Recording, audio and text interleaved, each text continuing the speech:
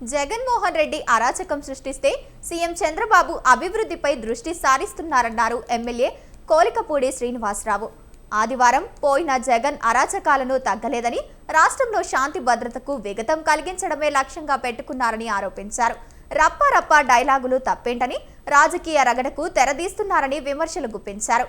రాష్ట్రానికి వచ్చే పెట్టుబడులు అడ్డుకోవాలని కూటమి ప్రభుత్వంపై కక్షతోనే చేస్తున్నారని ఆగ్రహం వ్యక్తం చేశారు.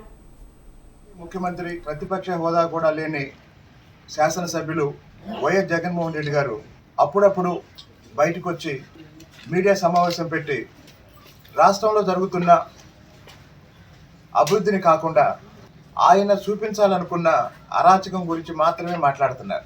మన రాష్ట్రంలో ప్రజల అవసరాలకి అనుగుణంగా ప్రారంభమైన పథకాల గురించి కాకుండా, ప్రజల సమస్యల పరిష్కారానికి అవసరమైన అంశాలు కాకుండా జగన్మోహన్ రెడ్డి గారు ఈ మధ్యకాలంలో యువతని తప్పుదారి పట్టించే విధంగా, ఆయన పార్టీ కార్యకర్తల్ని రెచ్చగొట్టే విధంగా సినిమా డైలాగులతో ఆయన ప్రెస్ మీట్ మొత్తం నిండిపోతుంది. ఇప్పటికి దాదాపు 4 సార్లు ఆయన ఆ రఫా డైలాగ్ మీద మీడియాలో మాట్లాడారు.